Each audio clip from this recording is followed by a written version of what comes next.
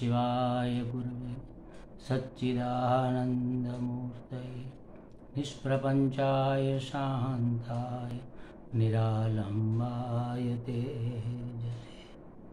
हरिओम प्रभु जी। आज के इस प्रश्न परिषद में आप सबका स्वागत है। आज का प्रश्न भावनगर से प्रवीण भाई पंचाल जी का है।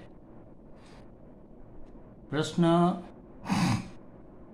की चर्चा करने से पहले आप सबको एक नम्र निवेदन है, विनंती है हाथ जोड़कर कि आप प्रश्न को या तो व्हाट्सएप मैसेज में लिखकर भेजो या कागज़ में लिखकर उसका फ़ोटो निकाल कर सेंड कर दो। आप जब वॉइस मैसेज भेजते हैं ना तो उसमें इतनी लंबी लंबी लंबी लंबी लंबी गोल गोल गोल गोल गोल गोल बातें होती है कि प्रश्न समझने में मुझे बहुत दिक्कत हो जाती है। पहले तो मुझे उसको लिखना ही होता है, लिखना ही पड़ता है, क्योंकि इस मोबाइल में ही वो प्रश्न होता है, तो मैं कैसे रिकॉर्डिंग करूं और कैसे वो प्रश्न को भी सुनूं, दो बातें नहीं हो सकती। इसलिए पहले मुझे रफ में लिखना पड़ता है, फिर उसमें से मैं समझने की ट्राई करता हूं कि वास्तव में ये पूछना क्या चाहते हैं, फिर उसको अलग निकाल कर अपने तरीके से उनमें से प्रश्न बनाकर फिर उसका मैं आपको जवाब दूं। तो बहुत बड़ी दिक्कत होती है महाराज। आप अगर लिखोगे तो आप अपने आप स्पष्ट हो जाओगे, गोल गोल बातें नहीं रहेगी। तो कहने का मतलब ये है कि आप लिखकर उसकी फोटोकॉपी निकाल कर सेंड कर दो, या तो आप सीधा व्हाट्सएप में अगर हिंदी में लिख सकते हो तो लिखो। तो मेहरबानी करके सभी साधकों से ये रिक्वेस्ट है कि अपना प्रश्न वॉइस मैसेज में भेजने के, एक आध वाक्य में है तो वॉइस मैसेज आप कर सकते हो, एक दो वाक्यों में, लेकिन इतना लंबी लंबी बातें होती है उसमें वास्तविक प्रश्न क्या है यही समझ में नहीं आता।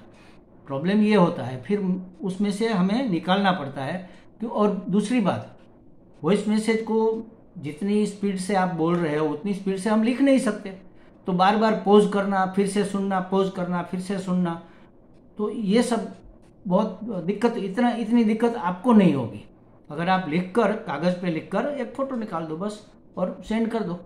इतनी आसान बात है। तो आज तो मैंने ले लिया है प्रवीण भाई का प्रश्न भी।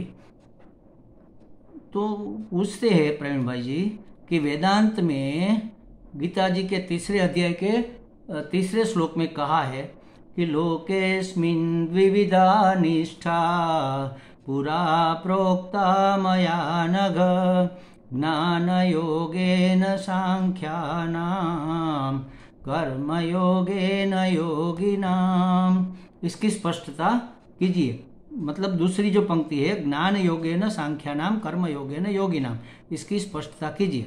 तो स्पष्टता तो इसमें क्या करनी है, इसमें तो गीता जी ने पूरा विवरण दिया हुआ है, फिर भी इसको जरा ले लेते हैं। तो निष्ठा का मतलब मेन तो समझना चाहिए। 2 प्रकार की निष्ठा है। निष्ठा माने आपने जो भी साधन अपनाया है उस साधन की परिपक्व अवस्था, उसको कहते निष्ठा, पराकाष्ठा, उस साधन की पराकाष्ठा, उस साधन के प्रति अपने प्रेम की पराकाष्ठा, उस साधन के प्रति अपने वफादारी की पराकाष्ठा। या तो साधन सिद्ध हो गया तो जो सिद्धि प्राप्त की, या तो जो ज्ञान प्राप्त हुआ उसमें पराकाष्ठा की आस्था हमारी, उसको कहेंगे निष्ठा। तो ज्ञान योगियों की निष्ठा, सांख्य योगियों की निष्ठा ज्ञान में है और योगियों की निष्ठा कर्म योग में है। अच्छा, योगी जो ध्यान, हम ऐसा ही मानते हैं कि योगी माने जो आंख मूंद कर ध्यान लगा कर बैठे है बस मौन, उसको कहेंगे योगी। जो योग कर रहे हैं वो योगी, वो तो ठीक है। अष्टांग योग एक बात है, एक ही योग नहीं है। अष्टांग योग को ही हम योग मानते हैं। योग का मतलब है जुड़ना, परमात्मा से जुड़ना। तो कर्म भी योग है, कर्म योगी, ज्ञान योगी, ध्यान योगी। अष्टांग योगी माने ध्यान योगी, भक्ति योगी, उपासना भक्ति योगी। तो ये सब योगी है। योग इसके द्वारा परमात्मा से जुड़ते, भक्ति के द्वारा परमात्मा से जुड़ना माने भक्ति योग, ज्ञान के द्वारा परमात्मा से जुड़ना माने ज्ञान योग, कर्म के द्वारा परमात्मा से जुड़ना माने कर्म योग। तो इतनी ये स्पष्टता हो गई। अच्छा, एक दूसरी बात उन्होंने पूछी है, कर्म संन्यास, सन्यासी होने के बाद कर्म प्रवृत्ति बंद हो जाती है, वह आत्मचिंतन में रत रहता है। आजकल ऐसी परिस्थिति है कि जैसे कोविड है तो लोग एक सप्ताह में कोमा में चले जाते हैं या तो वेंटिलेटर पर चले जाते हैं और शरीर में सांस लेने में भी दिक्कत होती है, मृत्यु बिल्कुल सामने दिखती है। तो ऐसे में वो कैसे मतलब अपनी निष्ठा में कैसे निष्ठ रहेगा? तो उस समय अगर उसकी मृत्यु हो जाती है तो अंतमति सो गति, अंतिम जो मति होगी वही उसकी गति होगी। और दूसरी ओर ये मान लो कि ये वेदांती है, ज्ञान योगी है, तो ज्ञान में वो टिक नहीं पाएगा, ऐसा प्रवीण भाई जी का मानना है। और दूसरी ओर जैसे गांधी जी है, तो गांधी जी ने पूरे जीवन भर कर्म किया और अंत समय में जब उसको गोडसे ने गोली मार दी तो हे राम करके उसने देह छोड़ा। तो कर्म करने वाला भी अंत समय में परमात्मा को याद करके मर सकता है। और जो कर्म त्यागी है, सब कर्मों को छोड़ दिया जिन्होंने और ज्ञान मार्ग पर चल पड़े हैं, या तो योग अष्टांग योगी हो गए हैं, या तो अकेले में कहीं कुटिया बांध कर साधना कर रहे हैं, ऐसे लोग भी अगर मरण काल में इतनी बड़ी बीमारी आती है तो वो कैसे टिक सकते हैं? नहीं टिक सकते। ये प्रवीण भाई जी का मानना है, ये टिक नहीं सकते। तो उसकी गति कैसे होगी? सदगति मतलब कैसे होगी उसकी उन्नति, या तो उसका मोक्ष कैसे होगा? तो ये हमारी मान्यताएं हैं, वास्तविकता ये नहीं है। देख लो, मैं आपको उसकी स्पष्टता करता हूँ। गांधी जी ने जब छोटे थे, बचपन में अंधेरे से उसको डर लगता था और उसकी एक दासी, उसके घर की एक नौकरानी थी, दासी थी या समझो सेविका थी, दासी भी कहना में तो उचित नहीं लगता, सेविका थी, वो उसके पास सोया करते थे गांधी जी कभी कभी, या तो हर दिन सोते होंगे, मुझे बहुत याद नहीं है, उसकी आत्मकथा बहुत साल पहले पढ़ी है। तो उसका नाम था रंभा। बहुत डर लगता था तो रंभा ने उसको उपाय बताया कि राम राम राम राम किया करो, डर भाग जाएगा और तुम्हें अंधेरे से डर नहीं लगेगा, भूत से या जिससे भी लगता है वो नहीं लगेगा। और बचपन से उसके बाल मानस में इतने गहरे ये संस्कार बैठ गए कि राम के सिवा वो एक कदम भी आगे नहीं चलते थे, राम राम ही रटा करते थे, पूरा दिन अंदर अंतर मन में उसके राम राम ही रहता था। और उसके हरेक कर्म राम को आगे करके हुआ करते थे। पहली बात तो यह है कि उसके कोई भी कर्म स्वार्थ के कर्म नहीं थे, परमार्थ के कर्म थे, मतलब परमात्मा के लिए वो हो रहा था। जनता को वो जनार्दन मान रहे थे, जनार्दन माने भगवान, जनता को वो भगवान मानकर उसकी सेवा के रूप में कर्म कर रहे थे। तो ये तो निष्काम कर्म ही हो गया, उसका अंतःकरण शुद्ध ही हो गया, बिल्कुल परिशुद्ध हो गया। और शुद्ध अंतःकरण में परमात्मा की स्मृति के सिवा और क्या जगेगा? तो हर एक कर्म वो राम को आगे रखकर करते थे, मतलब कि परमात्मा उसका खुश हो जाए, जनता जनार्दन को सुविधा मिले, जनता जनार्दन की सेवा हो सके, सबके हित की बात हो, ऐसा सोचकर पूरी जिंदगी उन्होंने कर्म किया और राम को हमेशा उन्होंने आगे रखा। तो अंत समय में राम हे राम ऐसा कर्म करते हुए भी बोल सके। इसका मतलब ये नहीं है कि उसको मोक्ष मिल गया, समझ लो, बिना ज्ञान के मोक्ष मिल ही नहीं सकता। शास्त्रों में 1000 बार कहा है कि ज्ञान के बिना मुक्ति संभव नहीं है। आप चाहे किसी भी मार्ग में हो, किसी भी योग में हो, ध्यान योग हो, भक्ति योग हो, कर्म योग हो, जो भी हो, अंत समय में आपको ज्ञान मार्ग में आना ही पड़ता है, ज्ञान प्राप्त करना ही पड़ता है। परमात्मा की कृपा से हो या किसी संत की कृपा से हो, या तो आपकी साधना का परिणाम होती है ईश्वर कृपा ही। ईश्वर कृपा से जब ज्ञान होता है तब मुक्ति होती है। नरसिंह मेहता इतने बड़े भक्त थे और कहते थे कि हरि ना जन तो मुक्ति न मागे, मागे जन्मों जन्म अवतार रे। वो तो बार बार पैदा होना चाहते थे हरि की सेवा करने के लिए, लेकिन ये शुरुआत की बात है। अंतिम बात में उन्होंने कहा कि अखिल ब्रह्मांड माँ एक तू श्री हरि जुजवे रूपे। अखिल ब्रह्मांड में है भगवान, आप एक ही तो हो और कोई है ही नहीं। ये ज्ञान हो गया, देख लो, सर्वम खलविदम ब्रह्म हो गया, वासुदेव सर्वमिति हो गया, तो ये ज्ञान हो गया। सब जगह वासुदेव है, सब पूरा विश्व, पूरी सृष्टि परमात्मा ही परमात्मा है और कुछ है ही नहीं। तो ये ज्ञान हो गया, तो ये मुक्ति हुई, तब मुक्ति हुई। तो गांधी जी को मोक्ष मिला ये हम नहीं मान सकते, लेकिन उसकी बहुत उत्कृष्ट गति होगी ये तो निश्चित ही है। किसी योगी के घर उसका जन्म हुआ होगा और एक ही जन्म में वो फिर मुक्त हो गए होंगे, ऐसा हम मान सकते हैं। तो कहने का मतलब ये है कि कर्म करते हुए भी परमात्मा को साथ में रखकर अगर जो आदमी जिया है वही अंत समय में मुक्त हो सकता है। और दूसरी बात, ज्ञानी को अगर कोविड जैसी बीमारी लग जाए, वेंटिलेटर पर रहना पड़े या अनकॉन्शियस माइंड में चले जाए, तो उसकी गति कैसे होगी? तो उसका तो मुझे अपना अनुभव है, इसलिए मैं कहता हूँ, ये मेरा स्वयं का अनुभव है। मुझे कोरोना हो गया, 8 दिन में पहला अटैक आ गया, और अटैक आने के बाद डॉक्टरों ने बहुत प्रयत्न करने के बाद प्रयत्न छोड़ दिए, उन्होंने आशा छोड़ दी कि ये कैसा बच नहीं सकता, और सब इंस्ट्रूमेंट भी शायद निकाल लिए थे। उसी समय फिर से सांस शुरू हो गई। डॉक्टरों ने कहा यह तो चमत्कार है, हम भी नहीं समझ पा रहे कि ये बचा कैसे हो गया।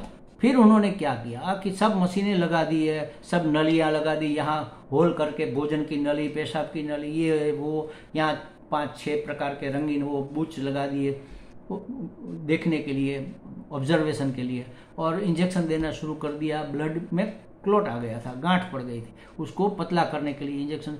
लेकिन एक काम उन्होंने और किया, मुझे सेडेशन में डाल दिया, मतलब कि पूरा दिन पूरी रात नींद में, ये तो अभान अवस्था ही हो गई। तो उस वक्त क्या हुआ, 5-6 दिन के बाद ये अटैक हुआ 8वें दिन, और सेडेशन में डाला 9वें-10वें दिन। 5-6 दिन तक मैंने देखा कि हमारे वार्ड में से डेली एक का जीव जाता है, एक आदमी मर जाता है। वैसे भी मेरा तो चिंतन चलता ही रहता है, लेकिन उस समय भी मैंने देखा कि हर एक दिन एक आदमी तो मर जाता है। मैंने सोचा शायद हमारा भी ये अंतिम समय हो, तो अंतमता सोगता, तो ओए ओए वाई वाई करते करते मरेंगे, तो फिर से जन्म लेना पड़ेगा। तो इससे तो अच्छा है भगवत चिंतन करें, आत्मचिंतन करें, परमात्मा चिंतन करें। तो मैंने 2, 4, 5, 6 वाक्य शास्त्र के याद किए, जैसे कि सर्वम खल्विदम ब्रह्म वासुदेव सर्वमिति प्रज्ञानम ब्रह्म, ये 4 वाक्य तो है ही, और भी कई वाक्य हमने ऐसे ऐसे ढूंढ लिए, और इसके ऊपर हमने निधि ध्यान शुरू कर दिया। और ऐसा करते करते समझो कि मन थोड़ा चंचल हुआ तो गुरु मंत्र का जाप शुरू कर दिया, संन्यास मंत्र का जाप शुरू कर दिया, हंस गायत्री का जाप शुरू कर दिया। कंटिन्यू बस यही काम, और कोई काम ही नहीं, और कुछ सोचना भी नहीं, और कुछ नहीं सोचना, बस ऐसा करना। हमने 5वें-6ठे दिन से शुरू कर दिया था। अटैक तो 8वें दिन में आया, और 9वें दिन से हम अभान हो गए। 1.5 महीना अभान रहे, लेकिन अभान अवस्था में वेंटिलेटर पर भी रहे। जब कभी भी होश में आते तो हमें तुरंत होश में आते ही हमारे मंत्र जाप चल रहे हैं ये हम देखते थे। गायत्री, हंस गायत्री चलती थी, या संन्यास मंत्र चलता था, या गुरु मंत्र चलता था, या हमारा निधिध्यासन चल रहा था, लेकिन कुछ न कुछ चलता रहता था और कोई विचार नहीं। 1 क्षण 2 क्षण 1 मिनट 2-5 मिनट के लिए भी अगर हम भान में आए तो वही चलता, फिर हम बेहोश हो जाते, फिर जब भी भान में आते तब वही चलता रहता। अब देखो ऐसी अवस्था में कैसी गति होगी, आप बोलो। हो सकता है किसी भी अवस्था में, चाहे मुश्किल पीड़ा से पीड़ाकारक अवस्था क्यों ना हो, उसमें भी अगर आप चाहो, डॉक्टरों ने कहा था कि ऐसी स्थिति में इस आदमी को पागलपन का दौरा पड़ सकता है। तब हमारे जो सेवाभावी लोग थे जिन्होंने हमें ये एडमिट किया था, उन्होंने कहा कि नहीं डॉक्टर साहब, इसकी चिंता आप मत करो, स्वामी जी को कोई पागलपन का दौरा नहीं, विस्मृति भी नहीं होगी, क्योंकि हम जानते हैं उसका जीवन, उसकी सोच, उसकी निष्ठा को हम जानते हैं, उसको कुछ नहीं, और वास्तव में कुछ नहीं हुआ। बाकी कई लोग ऐसे हैं जो इतना ज़्यादा इफेक्टेड होते हैं, उसको थोड़े थोड़े पागलपन के दौरे पड़ते हैं, उस समय फिर वो ठीक हो जाते हैं, टेम्पररी होते हैं। वो नर्स या किसी सेवक को डांटने लगते हैं कि इन्हीं ने मेरा सब कुछ बिगाड़ा, भाग जा तू यहाँ से, भाग, यही मेरा दुश्मन है, बस ऐसा करने लगते हैं। हमने देखा है, हमारे एक भाई की बीबी को ही ऐसा ही हो गया था, वो भी थोड़ा थोड़ा पागलपन में आ गई थी, समझो। तो ये हो सकता है, लेकिन अगर आप अपने साधन में निष्ठ हो तो कोई आपको डिगा नहीं सकता। तो अंत समय में भी आपकी बिल्कुल सही गति होगी। ज़्यादा से ज़्यादा हम तो यही मानते हैं कि अरे यार, जब तक जीना है तब तक कुछ तो करना पड़ेगा, ऐसे निठल्ले थोड़े बैठ सकते हैं। और गांधी जी ने कर्म किया, फिर भी उन्होंने अंत समय में हे राम कहा। ये हमें अच्छा लगता है क्योंकि हम कर्मोहोलिक है, हमें कुछ ना कुछ करना है, अंदर कीड़ा बैठा है, कुछ किए बगैर हम रह नहीं सकते। इसलिए हमारी उस सोच के प्रति पक्षपात हमारा रहता है। वास्तविकता ये नहीं है, आप कर्म करो लेकिन उसको परमात्मा से जोड़ दो तो ये कर्म योग हो जाएगा। आप भक्ति करो, उसको परमात्मा से जोड़ दो। आप योग करो, आसन प्राणायाम, उसको परमात्मा से जोड़। जैसे सूर्य नमस्कार करो तो 10-12 सूर्य नमस्कार करना है तो 12 सूर्यों के 12 नाम है, आदित्याय नमः, अर्काय नमः। तो ये नमस्कार के रूप में आप सूर्य नारायण को नमस्कार, वास्तव में वो आपने आपके सामने है और आप उसको दंडवत नमस्कार कर रहे हैं, ऐसी भावना के साथ करो तो ये योग हो जाएगा। ये आपके उद्धार का, आपके आत्म कल्याण का साधन हो जाएगा। तो कुछ भी करो लेकिन अपनी निष्ठा बनी रहनी चाहिए, बस यही एक महत्वपूर्ण बात है। तो आप ज्ञान योगी है, आप सांख्यवादी है तो ज्ञान में आपकी निष्ठा होनी चाहिए। और आप योगी है कोई भी, बाकी के सब योगी, जैसे कर्म योगी, ध्यान योगी, भक्ति योगी, इसकी कर्म में निष्ठा होगी। भक्ति भी कर्म ही है एक प्रकार का, उसमें भी कुछ न कुछ करना होता है। तो अपनी निष्ठा को दृढ़ रखने वाला अंत समय में उसकी सही गति होती है। बस एक ही बात याद रखने जैसी। हमें लगता है प्रवीण भाई जी को बातें स्पष्ट हो गई होगी। हरिओम।